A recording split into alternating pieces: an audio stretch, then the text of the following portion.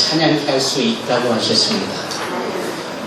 내가 아니어도 하나님께 영광이 될, 또 하나님을 기쁘시게 해드릴 그런 존재나 그런 기회들은 얼마든지 있는 겁니다. 그래서 우리가 호흡이 있을 때 이때만이라도 더 적극적이고 또 능동적으로 주의를 한다는 것은 대단히 큰 은혜가 있고 복된 길인 줄로 믿습니다.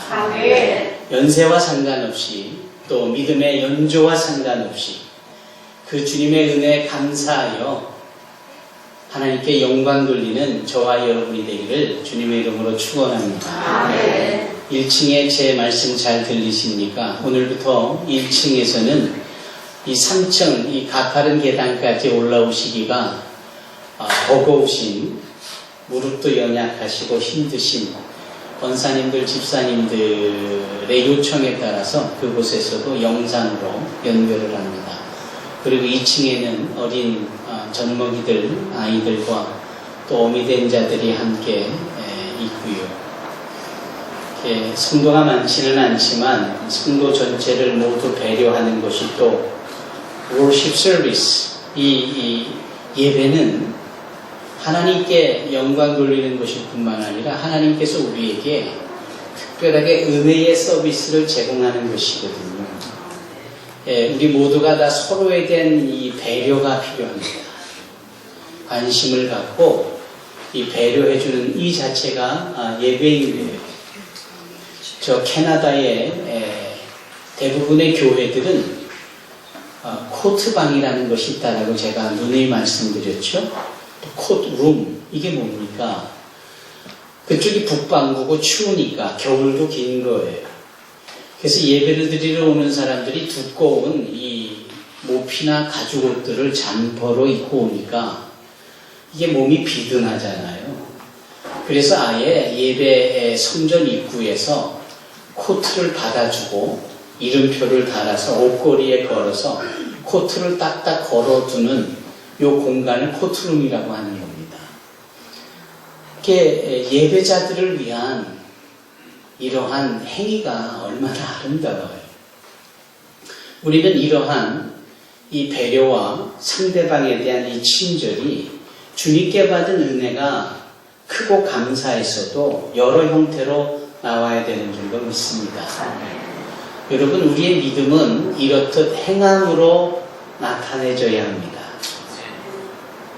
일찍이 이 행함이라는 것을 강조한 야고보 사도는 행함으로 내 믿음을 보이겠다, 이렇게 그가 기록한 야고보서 2장에 거듭거듭 강조하여 말합니다. 너무 믿음만 강조하고 너무 은혜만 강조하다 보니까 물론 그것이 부족한 우리를 천국 백성 되게 하고 하나님의 자녀 되게 하는 하나님의 긍휼과 사랑을 의미하는 것이지요. 맞습니다. 그런데 그런 은혜와 그러한 사랑을 받으면서도 그렇게 좀 남에 대한 배려나 은혜를 받은 자로서의 행함이 없을 수 있잖아요. 이런 부분들에 대하여서 야고보 사도는 자꾸자꾸 행함을 강조하는 거예요. 그래서 성경에서 이 행함만큼 중요한 것이 없다라고 역사한 분이 바로 야고보고 그가 쓴 책이 바로 야고보서인데, 행함만을 강조하고자 종교개혁을 일으켰던 종교개혁자들, 예를 들면 쭈빙글이라든지 요한 켈빈이라든지 또는 마틴 루터 같은 사람들, 그 중에 마틴 루터는 한 가지 치명적인 실수를 합니다. 그 실수가 뭐냐면 믿음을 너무 강조하다 보니까 이 행함에 대하여서 불편해지는 거예요. 그래서 혹이나 또 행함으로 돌아갈까봐 아예 행함을 강조하는 야고보서를 성경에서 제해야겠다라고까지 이야기를 한 자가 마틴 루터입니다. 심각한 오류죠. 여러분, 믿음은 소위 행함으로 고백이 되어져야 되고 행함으로 증거되어져야 합니다. 그래서 야고보 사도가 나는 행함으로 내 믿음을 보이겠다. 이것이 얼마나 오늘날 우리에게 강력하게 요구되어지는 말씀인지 몰라요. 여러분, 행함 있는 크리스찬, 그래서 행함으로 믿음을 보이는 크리스찬들이 되기를 바랍니다. 오늘날 왜 많은 크리스찬들이 이렇게 무기력해 보이고 힘도 하나 없는 무능력한 모습일 수밖에 없는가? 왜 믿지 않는 자들에게 손가락질을 당하고 왜 길에 던지어져 밟혀지는 소금처럼 맛을 잃은 소금처럼 그렇게 비춰져야 하는가? 믿음을 강조하고 믿음을 말하고 나는 예수를 믿는다라고 하면서도 행함이 그것을 뒷바라지 못해주기 때문에 그래요. 여러분 자신 있으십니까? 여러분 과연 여러분들의 행함이 어디를 가너도 꼭 입으로 벙긋하지 않아도 와, 저분은 예수 믿는 사람이 분명해. 저런 분이라면 반드시 예수 믿는 크리스찬일 거야 라고 확신을 줄 만한 그러한 선하고 성결한 거룩한 행함이 있는 건가요? 참 중요한 겁니다. 성경의 맨 마지막 책이 요한계시록입니다. 요한계시록부터 1장, 2장, 3장에 연거푸 계속하여 반복적으로 나오는 말씀이 무엇이냐 하면 소아시아에 있는 7 교회의 각 특성과 그네들의 걸어온 신앙의 발자취를 근거해서 성령님께서 저들의 신앙에 대하여 평가를 하시는 장면이에요. 7 교회 중에 칭찬을 받는 교회가 2 군데가 있습니다. 하나는 서머나 교회고 하나는 빌라델비아 교회입니다. 나머지 5 교회는 칭찬도 하시고 위로도 하시고 격려도 하시기는 하지만 한편으로는 꾸중도 하시고 질책도 하시고 경책도 하세요. 꾸중과 질책을 받지 않고 칭찬만 받는 교회는 아주 자그마한 서머나 교회와 그리고 빌라델비아 2 교회밖에 없습니다. 나머지 교회는 그렇게 칭찬도 있었고 위로도 있지만 우리 주님의 신랄한 꾸중이 있었습니다. 그런데 재밌고도 의미심장한 내용은 뭐냐면 이 주님께서 꾸짖으시는 이 5 교회의 특징이 뭐냐? 그네들이 소위 믿음이 없어서냐? 믿음이 부족해서냐? 놀랍게도 주님은 믿음을 말씀하시지 않아요. 뭘 말씀하시냐? 행함을 말씀하세요. 행함을. 그 대표적인 교회가 사대입니다. 사대 교회. 착각들을 하고 있대요. 자기네들은 살아있는 교회라고. 믿음과 신앙이 살아있다고. 그러나 오호라 주님은 뭐라고 말씀하세요? 너희가 살았다고 생각하지만 너희들은 죽은 자다. 왜? 행함을 보니까 딱 그렇다라는 거예요. 이게 보통 심각한 게 아닌 겁니다. 우리는 믿음과 은혜로 인하여서 하나님 앞에 예배를 드릴 수 있는 구도자가 됐고 하나님의 은혜 가운데 천국 시민이요 하나님의 백성이요 자녀가 된 것 분명합니다. 하지만 그 주님 앞에 우리가 평가받고 소위 주님 앞에 시험을 보고 나서 시험 채점을 맞는다라고 하는 측면에서 주님은 우리의 행함을 보고 채점도 하시고 평가도 하시고 보응도 하신다라는 거예요. 그래서 이 행함이 대단히 중요한 겁니다. 특히 오늘 본문 말씀에 오늘 본문에서 사도 바울이 강조하는 것이 이 행함이에요. 우리 교회의 행함이라고 말할 수 있겠지만 놀랍게도 교회보다 오늘 본문의 말씀은 각 성도들 한 사람 한 사람 각자 개인에게 초점을 맞추고 있습니다. 그래서 본문 말씀에 뭐라 합니까? 6절에 하나님께서 누구에게요? 각 사람에게 여기서 중요한 것이 있다면 각이라는 단어입니다. 각. 각자 개인 한 사람 한 사람. 건강하고 믿음 좋고 선교 왕성히 하고 여러모로 보아 좋아 보이는 교회에 내가 속했다고 해서 그 교회의 평가대로 내가 평가받는 게 아니라 각자 개인. 이거 참 중요합니다. 사도행전 성령의 임재하심과 더불어서 성령의 충만함을 받고 본격적으로 예수 그리스도의 구세주 되심과 예수 그리스도의 부활하심을 증거하고 선포하는 가운데 수많은 역사들이 일어나지요. 그 역사로 감동되어져서 이분들의 입으로 나오는 응답이 무엇이었어요? 우리가 어떻게 하면 천국에 갈 수 있겠느냐? 우리가 어떻게 하면 주님의 사람이 될 수 있겠느냐? 그럴 때 사도 베드로의 설교는 무엇이었습니까? 너희가 각각 회개하여, 이런 말을 합니다.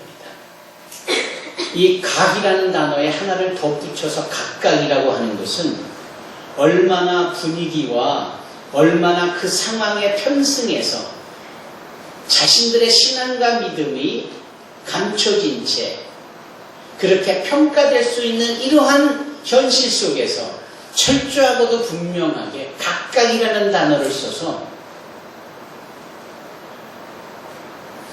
에스겔서에 보면 에스겔이 그런 말을 합니다. 노아의 8 식구가 노아 한 사람 때문에 다 구원받았느냐? 그렇지 않다라는 거예요. 여러분, 나 하나 때문에 우리 가족이 다 저절로 구원받느냐? 천만의 말씀입니다. 각각 구원받는 거예요. 그래서 주님 경고 말씀처럼 두 사람이 함께 잠을 자다가 한 사람은 구원받고 들림을 받고 한 사람은 그냥 나아 있는 거예요. 두 사람이 각각 맷돌을 달다가 그게 시어머니일 수도 있고 며느리일 수도 있고 그게 올케일 수도 있고 신우일 수도 있고 그런데 분명한 건 각각 구원을 받는 것이지 한꺼번에 싸잡아 구원받는 거 아니다라는 거죠. 베드로가 말씀을 증거할 때에 5,000명이나 되는 사람들, 3,000명이나 되는 사람들이 다 예수를 믿었습니다. 놀라운 일입니다. 그 당시에 예루살렘이 커도 한꺼번에 5,000명, 그것은 어마어마한 숫자예요. 대한민국에 5,000명이나 되는 교회가 몇 개나 있겠습니까? 대한민국의 교회가 6만 5천 개라고 할 때 90%의 교회가 채 100명도 안 되는 교회인 거 아십니까? 그저 큰 교회에만 수천 명, 수만 명, 그게 전체 한국교회의 모습인 양 착각하지만 실체의 모습은 6만 교회, 즉 한 5만여 교회가 100명도 안 되는 조그만 교회들이에요. 왜 이런 말씀을 드리느냐 하면 소위 말하는 대형 교회에 사람이 몰리는 이유가 뭘까? 혹이나 말입니다. 분위기 때문인 것은 아닙니다. 혹이나 그냥 편하게 슬쩍 갔다 오고 나를 감추고 아무 봉사도 안 하고 그저 때우기식 예배 한 번 드리기에 대형 교회만큼 편한 곳이 없어서는 아닙니다. 조금은 교회를 가면 내 존재가 금세 드러나고 봉사를 했으면 좋겠다라고 요청도 많고 뭐 이런저런 이유 때문에 대형 교회에 몰리는 것은 아닙니다. 그리고 그 대형 교회의 네임 밸류, 이름이 주는 소위 그 크다라는 것, 아름답다라는 것, 많다라는 것, 혹시 거기에 내가 함께 있으면 자동적으로 그 수준으로 내 신앙이 하나님 앞에 평가받는 것은 아닙니까? 혹이나 이 자리에서 여러분 듣기 좋은 설교를 제가 골라서 하기를 원하고 계시다면 오산입니다. 저희가 강의 설교를 하는 이유는 담임 목사가 전하고픈 내용과 상관없이 순서에 맞춰 하나님의 말씀이 뭘 요구하시고 뭘 전하기를 원하시는지에 순응하기를 원하는 겁니다. 그래서 우리는 제목 설교를 안 해요. 제목을 하나 뜩 정해놓고 그 제목에 부합하는 여러 말씀을 여기저기서 발췌해서 첫 번째, 두 번째, 세 번째 이렇게 안 합니다. 기록되어진 하나님의 말씀대로 증거하고 전할 뿐이에요. 그것이 설령 여러분들의 마음에 불편을 가져다 주고 듣기가 심기가 불편해도 할 수 없는 거예요. 왜? 하나님이 주시는 말씀이.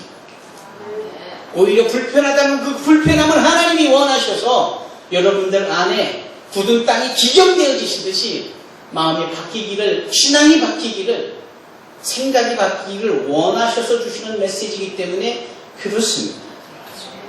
여러분 대형교회에 다 있다라고 해서 믿음과 신앙이 좋아지는가? 절대 그렇지 않습니다. 그 증거가 무엇이냐?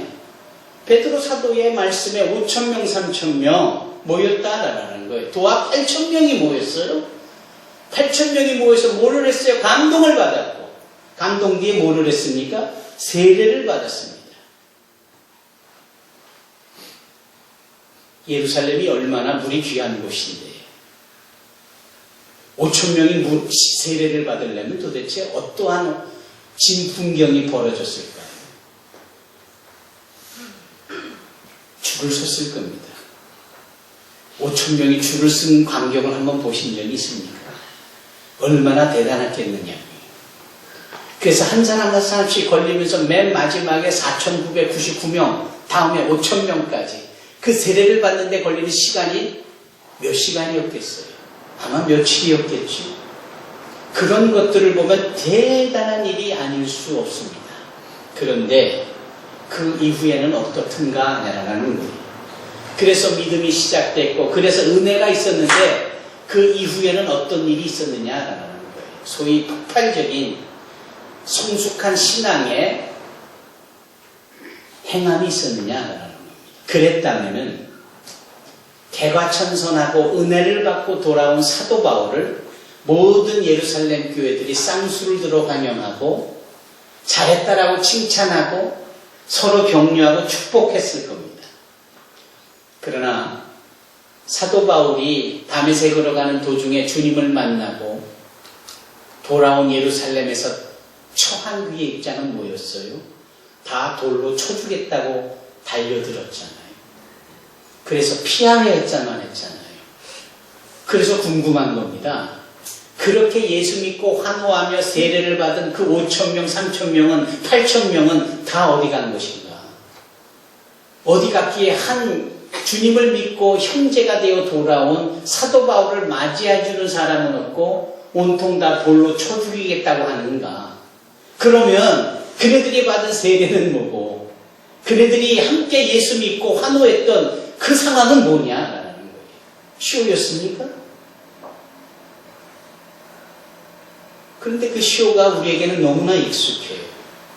교회 안에서 행하는 쇼, 교회 바깥에서 보여지는 삶의 실태, 기도원에서 두 손 들고 할렐루야로 외치고 방언을 하며 기도하는 쇼, 그 기도원을 떠나 실체적인 모습에서 보여지는 그들의 삶의 실체, 달라도 너무 다른 겁니다.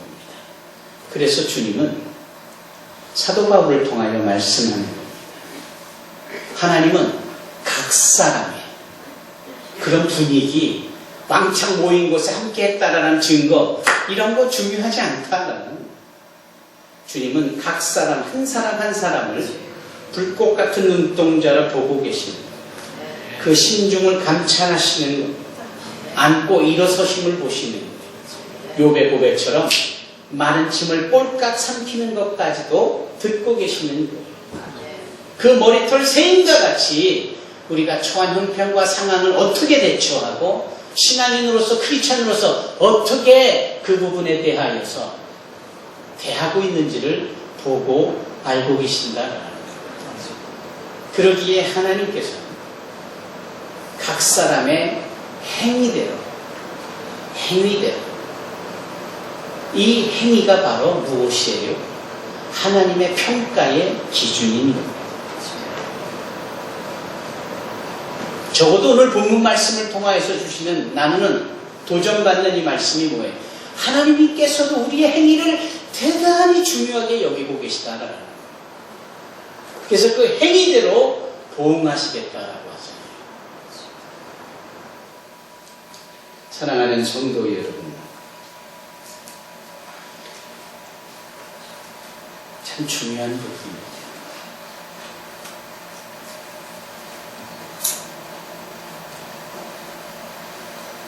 아버지가 장로고 목사라 차별이 있다면, 차별이 있는 곳이 있습니다. 군대에서 차별이 있어요.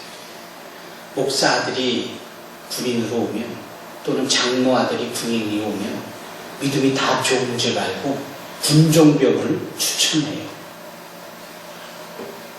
그래서 이렇게 여러 명 추천이 돼서 왔는데, 아버지가 교회에서 직급이 뭐냐? 장로님이신데요. 너는 목사인데, 그럼 장로 아들은 빠져. 목사 아들. 너 목사인데 교회 성도가 몇 명이니? 300명인데, 너는 1000명인데, 300명짜리 빠져.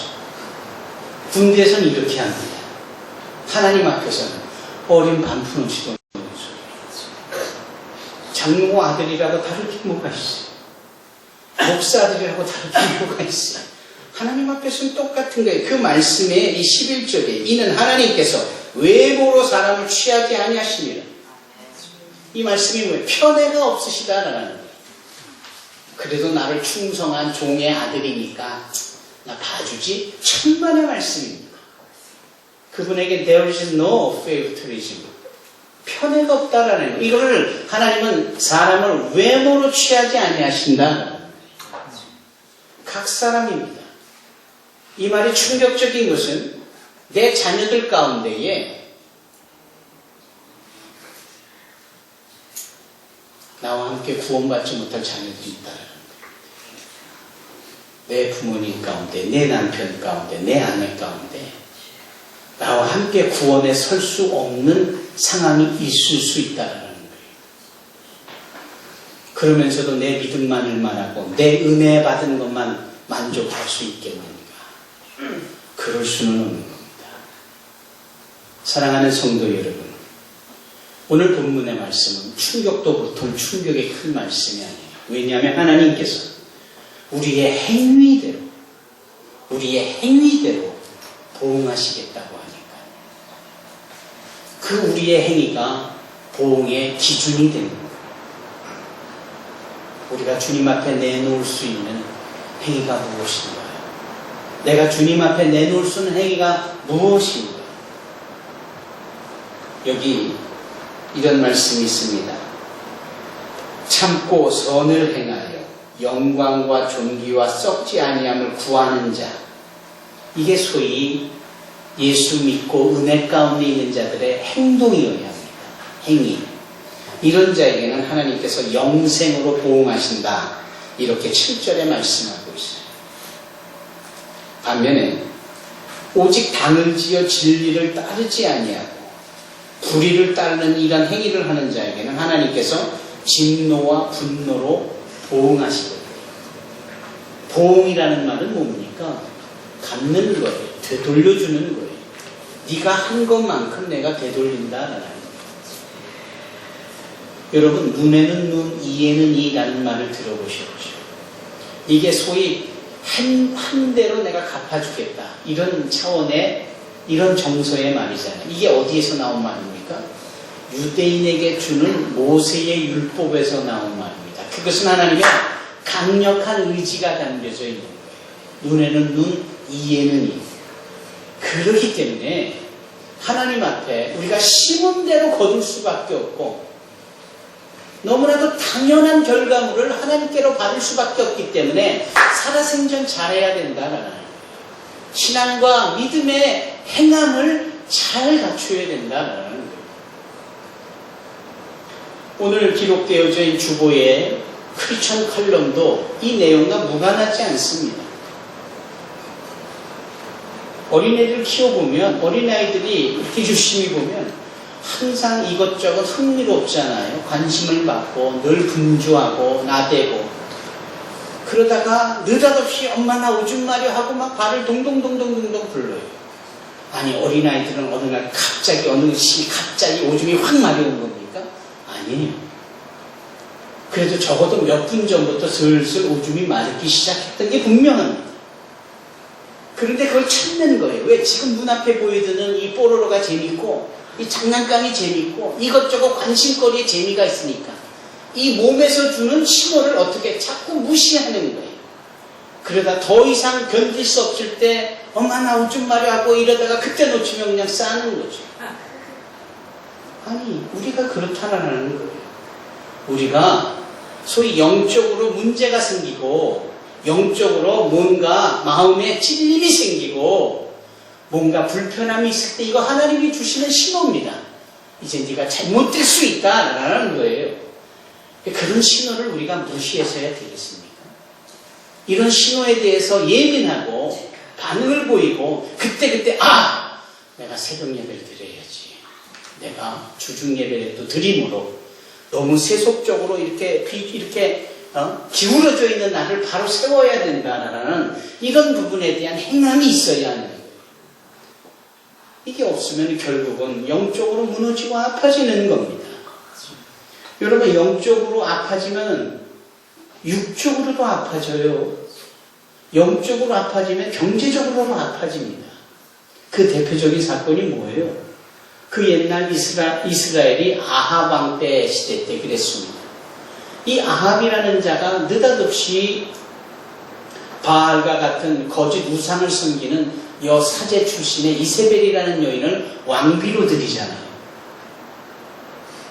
그것이 자기 하나의 잘못으로 끝나는 게 아니라 주변 사람들에게 영향을 끼치니까 왕이 그 모양이니까 지켜보는 신하도 그래도 되는 줄을 알고 우상 숭배하는 무리와 몸을 섞고 이 왕과 시내가 그런 궁궐에서 그런 일을 하니까 하다못해 많은 이 백성들이 영향을 받고 그런 거룩한 삶을 뒤로 한 채 죄를 짓게 되는 거 아닙니까?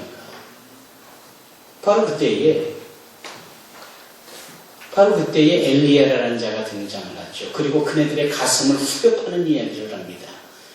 너희가 이런 식으로 하나님을 섬기고 이런 식으로 하나님 앞에 불의를 행한다면 앞으로 3년 반 동안 비가 오지 않을 거예요. 그 말의 의미는 너희들이 영적으로 계속 이렇게 미지근하고 이렇게 타락해가면 영적으로도 어려움을 겪을 거예요. 과연 3년 반 동안 비 한 방울 내리지 않았습니다. 여러분 가뜩이나 메마른 땅인 팔레스타인 땅에 비 한 방울 내리지 않으면 도대체 어쩌라 말입니까? 뭐 어디 저수되어진 저수지에서 물을 땡겨 쓴다고요? 그럴 수 있죠. 자, 그래서 6개월이 지났습니다. 더 이상 쓸 물이 없어요. 1년이 지납니다. 2년이 지납니다. 3년이 지납니다. 3년 6개월이 됐어요. 어땠을까요? 풀 한 폭이나 있었겠습니까? 풀 한 폭이조차 없는데 그 풀 뜯어먹고 사는 염소나 양이 존재할 리가 없잖아요. 염소나 양이 존재하지 못하는데 어디서 우유를 얻을 수 있고 어디서 고기를 얻을 수 있고 어디서 가죽을 얻고 어디서 털을 얻어서 경제적인 상황들을 수입을 만들어갈 수 있겠어요? 마비가 되는 겁니다. 영적으로 둔감해지니까 육적으로 물질적으로 끝장이 나는 거예요. 결국 남은 3년 반 동안을 3년 6개월을 다시금 엘리야의 등장으로 이렇게 말씀이 증거되지요. 너희가 얼마 동안 하나님과 우상 사이에서 머뭇머뭇하려느냐. 이것도 아니고 저것도 아니고 믿는 것 같은데 행함도 엉망이고 행함은 늘 세상 사람들과 크게 다르지 않는데 여전히 예배드린다고 있고 이게 머뭇머뭇하는 웨이버가 아니고 무엇이겠습니까? 그 요한계시록에 나오는 7개의 교회 중에 이렇게 머뭇머뭇하고 미지미지한 교회가 있었잖아요. 바로 라오디게아 교회입니다. 그때 주님은 좀 더 강도 있게 말씀하시잖아요. 이 머뭇머뭇하는 이 미지근한 너희들의 신앙을 내가 미워하여 확 하고 토해낸다라고 하잖아요.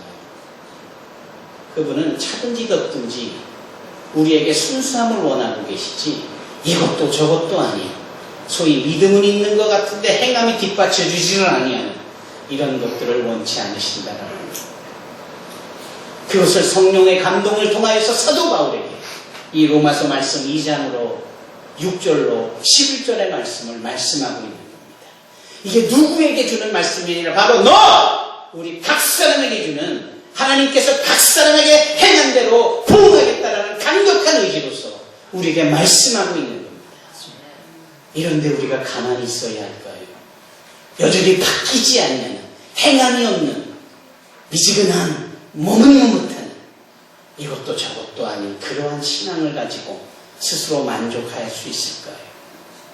그분의 도움이 나에게 이런 식으로 다가오면 어떻게 되어질까요? 악을 행하는 각 사람의 영에는 환난과 곤고가 있으리니.